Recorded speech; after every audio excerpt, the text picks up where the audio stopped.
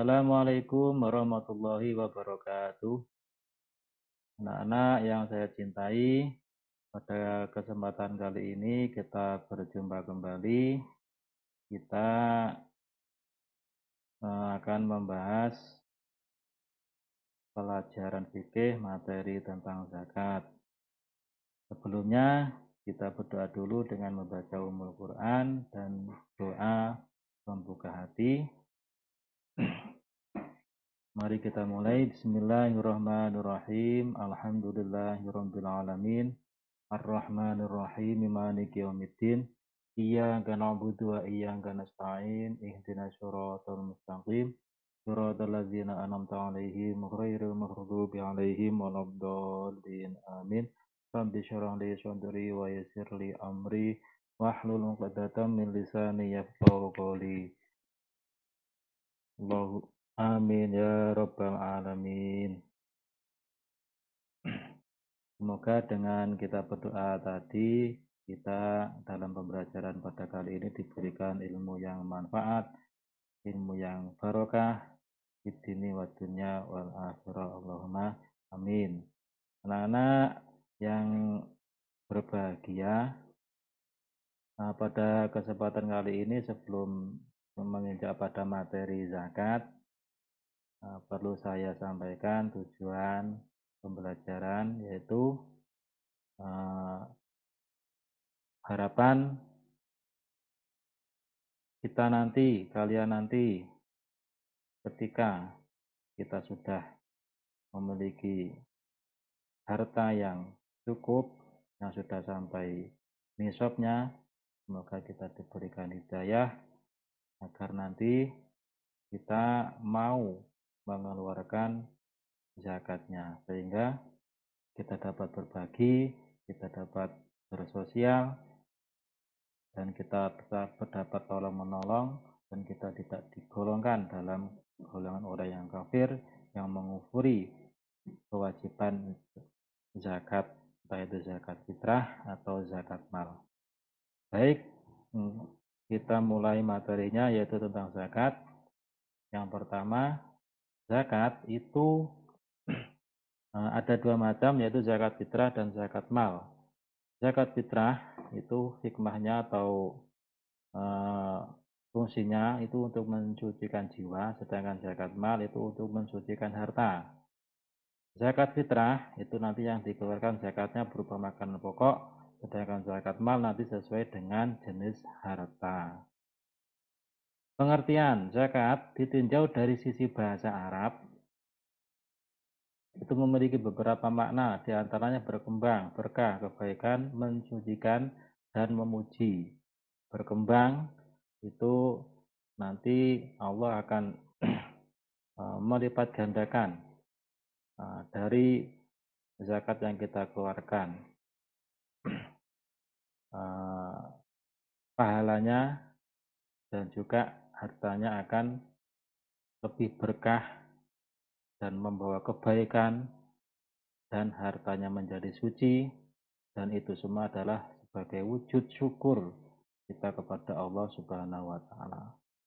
Sedangkan dalam istilah fikih, zakat memiliki arti yaitu sejumlah harta tertentu yang diambil dari harta tertentu dan wajib diserahkan kepada golongan tertentu atau mustahikin.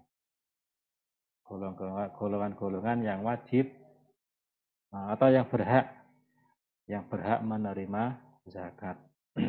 Dalil-dalil tentang zakat yaitu surat Ar-Rum ayat 39. Bismillahirrahmanirrahim.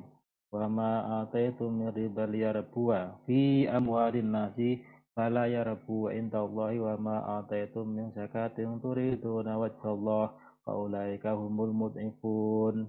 Dan sesuatu riba atau tambahan yang kamu berikan agar dia bertambah pada manusia, maka riba itu tidak menambah pada sisi Allah. Dan apa yang kamu berikan berupa zakat yang kamu maksudkan untuk mencapai keridhaan Allah, maka yang berbuat demikian itulah orang-orang yang melipat gandakan pahalanya. Riba yang kelihatannya itu bertambah, tapi menurut Allah itu tidak bertambah, bahkan itu membawa laknat dari Allah Subhanahu wa taala.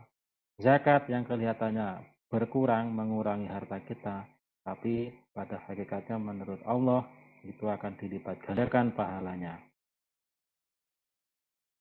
Dalil perintah tentang zakat, kewajiban zakat yaitu surat Al-Baqarah ayat 110, Bismillahirrahmanirrahim. Wa aqimus sholata wa atuz zakah. Yang artinya dan dirikanlah sholat serta bayarkanlah zakat. Zakat di sini ya zakat fitrah dan zakat apa?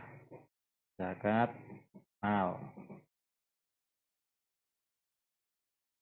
Kemudian dalil tentang zakat yang dari hadis Rasulullah yang diriwayatkan oleh Imam Bukhari, yaitu An Abi Abdurrahman Abdullah bin Umar bin Al-Khattabi radhiyallahu anhu maqala sami'tu Rasulullah sallallahu alaihi wasallam yaqul buniyal Islamu al khamsin syahadatu an la ilaha illallah wa anna Muhammadar Rasulullah wa iqamatu sholati wa ita'u zakah wa hijjul baiti wa shaumu Ramadan.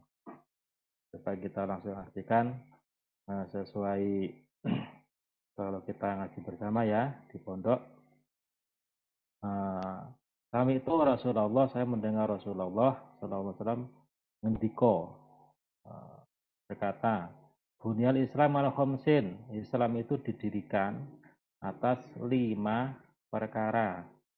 Yang pertama syahadatu alla ilaha illallah, bersaksi bahwa tidak ada Tuhan selain Allah, wa anna Muhammad Rasulullah, dan Nabi Muhammad utusan Allah, wa iqamatu sholah, dan mendirikan sholat, wa ita'u zakah, dan membayar zakat atau mengeluarkan zakat, wa hijjul baiti wa shaumu Ramadan, wa hijjul bait dan haji ke Baitullah, wa shaumu Ramadan dan puasa di bulan Ramadan. Riwayat Bukhari. Macam-macam zakat, ada zakat nafs yang artinya zakat fitrah, mensucikan apa tadi? Mensucikan diri. Sedangkan zakat mal itu untuk mensucikan harta.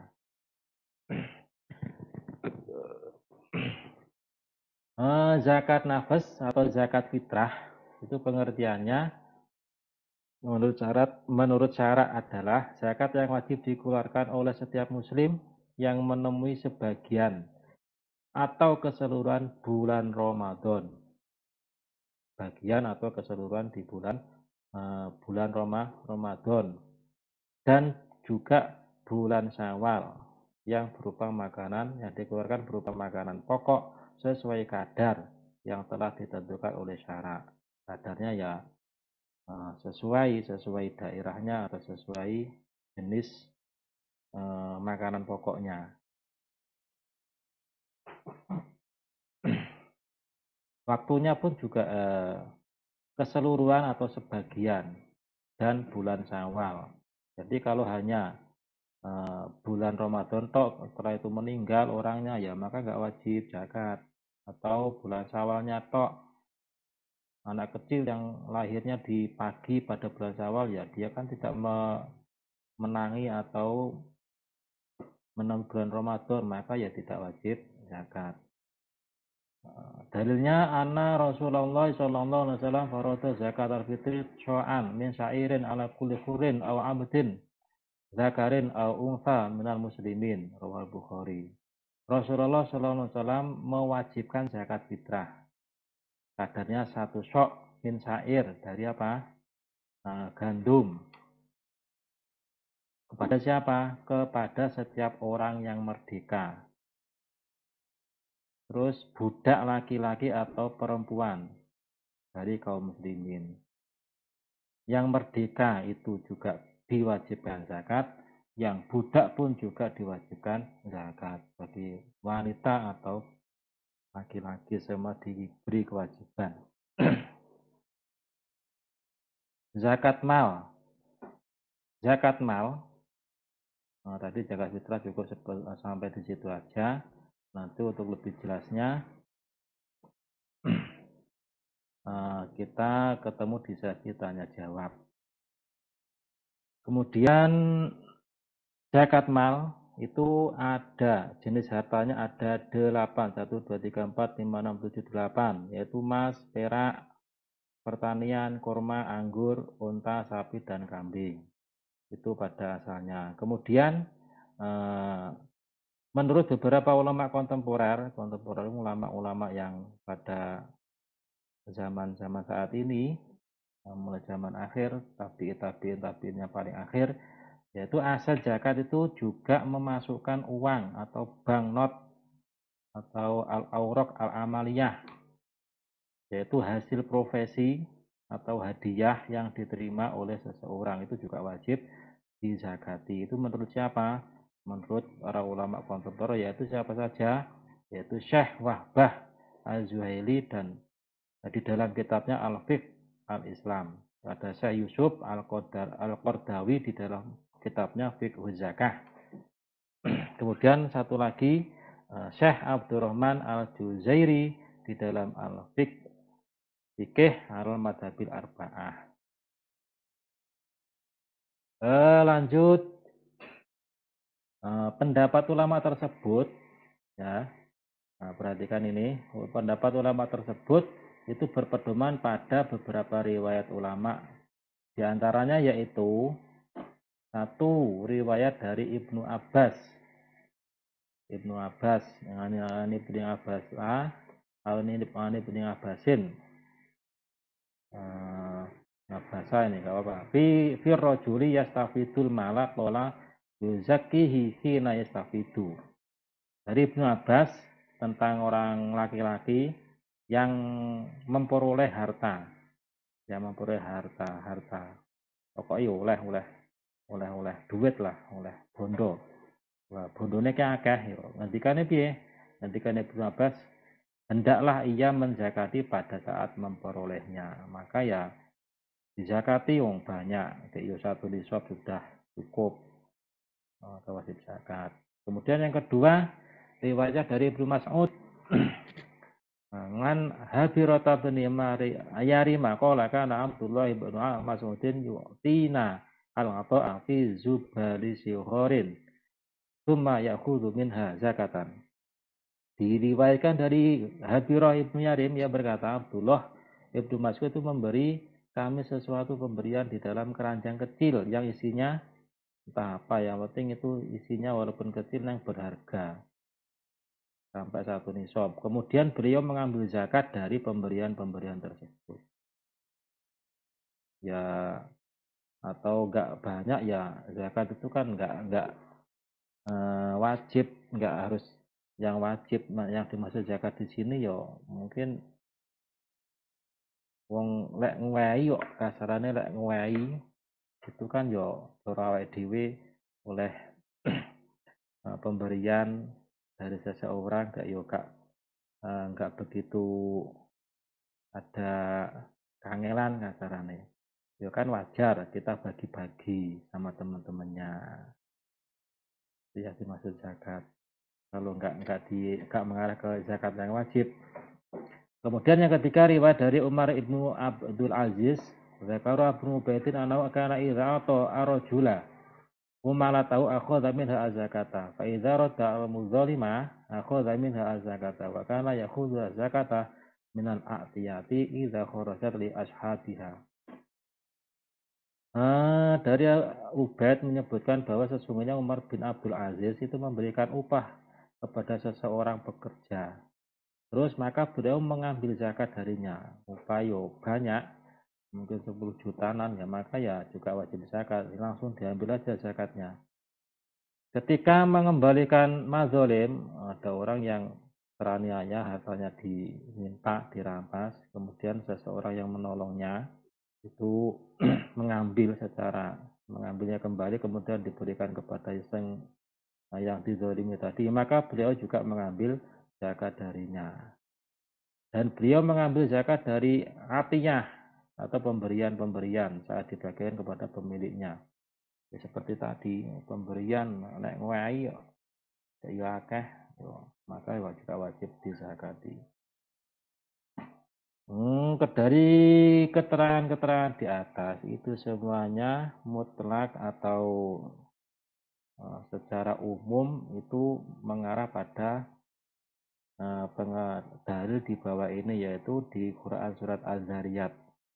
Bismillahirrahmanirrahim, wa fi amwalihim haqqul lisaili wal mahrum. Jadi di setiap harta benda mereka itu ada hak untuk orang miskin yang meminta dan orang miskin yang tidak meminta. Ada haknya. Ya, mengarah pada zakat itu tadi. Lanjut. Ini syarat-syarat harta yang wajib dikeluarkan zakatnya. Saya kira untuk waktunya sudah cukup. Ini kita akhiri. Sebelum kita akhiri, disyariatkan kepada kita kaum muslimin, itu fungsinya ya seperti tadi, agar kita tidak digolongkan pada orang yang mengkufuri nikmatnya Allah, sehingga kita diberikan hidayah untuk mau mengeluarkan zakat. Kita berbagi, berjiwa sosial kepada sesama yang membutuhkan. Mungkin itu yang bisa saya sampaikan, saya terangkan kepada anak-anak. Semoga materi pada kali ini kalian bisa memahaminya, dan ilmu yang kalian terima diberikan ilmu yang manfaat, ilmu yang barokah fid dunya wa dunya wal akhirah. Sebelum saya akhiri, kita berdoa sebagai penutupan pada pertemuan kita pada kesempatan kali ini. Kita berdoa dengan membaca surah Al-Asr. Mari kita mulai. Bismillahirrahmanirrahim. Wal 'asri innal insana lafi khusrin illal ladzina amanu wa 'amilus sholihati wa tawassaw bil haqqi wa tawassaw bis sabr. Demikian kurang lebihnya, mohon maaf. Billahi taufik wal hidayah. Assalamualaikum